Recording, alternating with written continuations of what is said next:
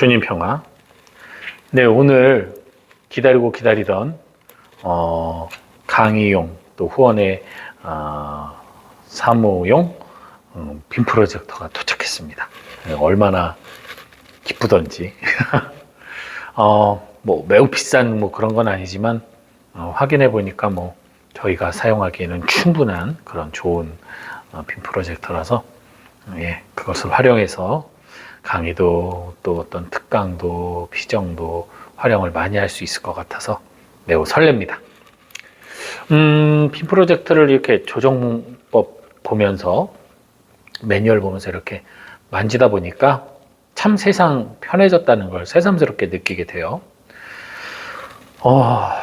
진짜 뭐 저희가 그 초등학교 시절이면은 저한테는 벌써 한 35년 이상 전인데 그때의 어떤 분위기, 그때 저는 가지고 있었던 게 라디오, 선풍기, 집에 흑백 텔레비전, 냉장고, 세탁기가 있었나? 하여간 요 정도가 가전제품의 전부였어요.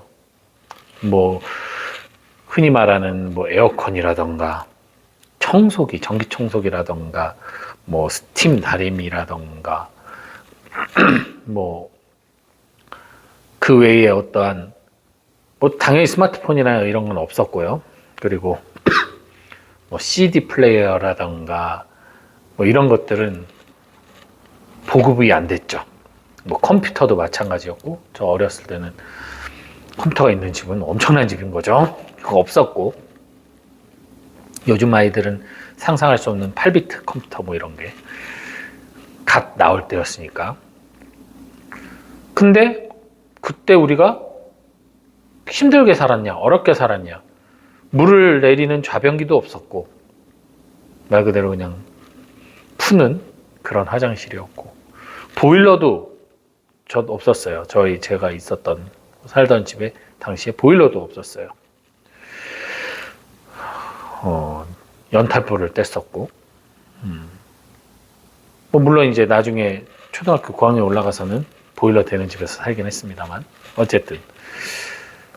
근데 그렇다고 해서 딱히 불편하고 딱히 힘들고 딱히 막 불행하다고 느끼지는 않았던 것 같아요.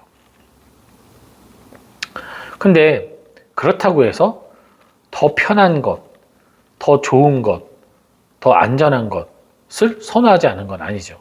나중에 이제 정말 컬러 테레비들이 많이 보급될 때는 우리 집에 있는 그 외할아버지께서 주신 흑백 테레비는 너무나 채널도 잘 안 되고 화질도 너무 안 좋고 싫었죠. 바꾸고 싶었어요.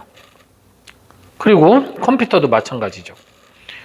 처음에 8비트, 16비트, 32비트 올라가면 올라갈수록 옛날 컴퓨터는 너무나 답답하고 느리니까 더 좋은 컴퓨터를 찾게 되고, 청소기도 처음에는 신세계였죠. 전기청소기 했을 때는 신세계였는데 코드 없는 청소기가 나오고 자동 청소기가 나오니까 그것도 다 별 볼 일 없어지는 거죠.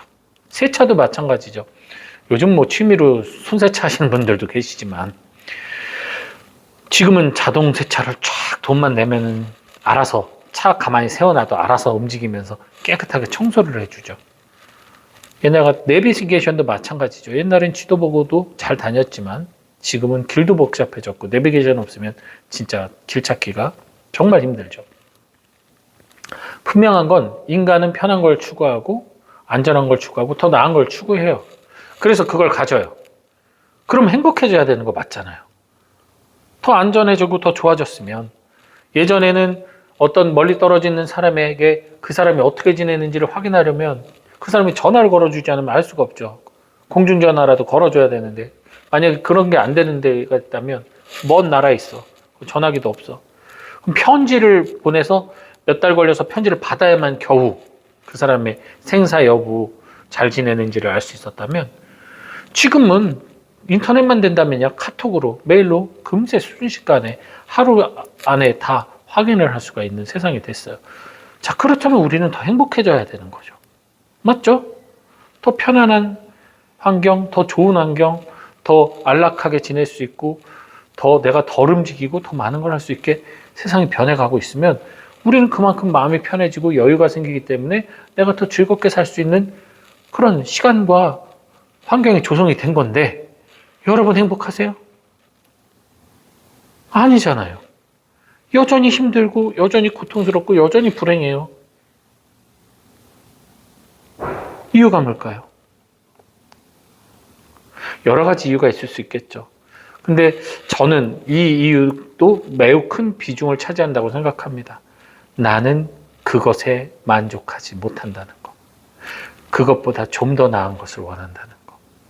즉, 인간은 그 자리에 머무르지 않는다는 이 절대적인 진실을 인정하고 살지 않으면 우리는 늘 불만이고 늘 부족하고 늘 결핍될 수밖에 없는 거예요. 우리는 계속 성장하고 있습니다. 하느님 나라 가는 날까지 끊임없이 걸어가야 되는 인생의 여정을 살아가는 사람들이에요. 그렇기 때문에 사실은 어떤 것을 고정되게 일관되게 좋아하는 것은 불가능합니다. 시간이 지나면 그것도 잃어버리고 세상에서 제일 중요한 가치라고 여겼던 것도 시간이 지나면 또 삶에 따라 가치관이 변하면서 밀려날 수 있어요. 그래서 우리가 어떠한 좋은 것을 갖고 내가 편해졌다 하더라도 더 좋은 것을 추구하는 본성적인 욕구가 있기에 우리가 거기에서 더 불행감을 느끼고 부족함을 느끼고 결핍감을 느끼는 겁니다. 그러나 이것을 아는 것과 모르는 것은 어떤 차이가 있느냐? 내가 더 좋은 것을 원하는 그런 나의 욕구가 있어요. 그렇지만 그 욕구를 다 채워봤자 다시 또 그것은 결핍으로 이어진다는 사실을 인정할 때 비록 내가 지금 주어지는 게 이거보다 더 나은 걸 원한다 할지라도 그걸 내려놓으면서 지금 것에 만족하고 더 좋은 것이 오면 그것에 또 만족하고 더 좋은 게 오면 그것에 또 만족하는 끊임없이 그 순간 그 삶에 만족하는 삶을 살아갈 때 어차피 또 지나가면 결핍이 오니까 내가 끊임없이 더 좋은 걸 원하다 보면 내 인생은 끝까지 불행하고 결핍 속에 사는 것이고 지금 주어진 것에 내가 만족하고 감사하며 산다면 나는 죽을 때까지 늘 감사와 만족 속에 살아가는 거예요. 그렇기 때문에 여러분 하느님께 청하는 기도, 앞날의 미래에 대한 기도, 이것은 나에게 불안을 안겨주고 하느님을 덜 믿게 만들어요. 왜? 내가 앞날을 위해 기도하다 보면 거기에 맞춰준다 한들 더 원하거든요. 그 불안은 결국 하느님이 아닌 다른 존재를 찾게 만듭니다. 정말 중요한 건 지금 이 순간에 나에게 정말 중요한 것을 하느님께 청하셔야 돼요. 지금 이 순간 내가 갖고 있음에도 갖고 있는 이 결핍을 주님 헤아려 주시고 채워주십시오. 혹은 지금 내가 부족한 이 상황에서도 내가 이 부족함으로 불행해지기보다는 이 부족함 안에서 내가 누릴 수 있는 충만한 기쁨을 주십시오. 지금 이 순간 살아있는 나에게 주님이 축복을 달라고 기도를 하셔야 되는 거예요. 허구한 앞날에 불행하고 불안하고 걱정되는 것들을 향해 기도를 하니 우리에게는 만족함도 없고 쉼도 없고 늘 기도가 결핍될 수밖에 없는 거죠. 인간의 욕구는 항상 한 발짝 앞서가니까요. 하느님이 당연하게 당신의 품 안에서 당신의 자녀로 하느님과 같은 삶을 살도록 영원한 생명을 살도록 만들어 주셨음에도 불구하고 인간은 그거보다 한 발짝 더 나가서 하느님이 되려고 했잖아요. 하느님을 넘어서려고 했잖아요. 그래서 불행해진 겁니다. 마찬가지예요. 네. 그래서 여러분 우리 어리석게 그렇게 살아가지 않도록 하나 더 말씀드리자면 에사우와 야곱 이야기를 보십시오. 에사우하고 야곱 뱃속에서부터 싸웠어요. 발꿈치 잡고 태어났다고 하잖아요. 서로 맞이가 되기 위해서. 맞이가 받는 은총이 더 크니까. 야곱이 어떻게 했어요? 장자 자리를 차지하기 위해서 엄마하고 짜고 사고를 저지르고 그 이후로 평생 두려움 속에 살아갔어요. 정말 행복한 삶이 아니에요. 알고 보면 야곱의 삶은. 평생 그 자신의 그 욕망, 맞이로서 누리고 싶은, 첫째가 되고 싶은 욕망에 의해서 그는 엄청나게 고통받고 돌아 나중에 에사우를 만나게 되죠. 화해를 하게 되고. 이게 그런 것처럼 우리 정말 기도의 방향을 조금 바꿔봅시다. 부족함과 결핍감으로 가지 말고 지금 이 순간에 나에게 필요한 것에 주님께 은총을 청하시는 지혜로운 신앙이 되시기 바랍니다. 주님 평안.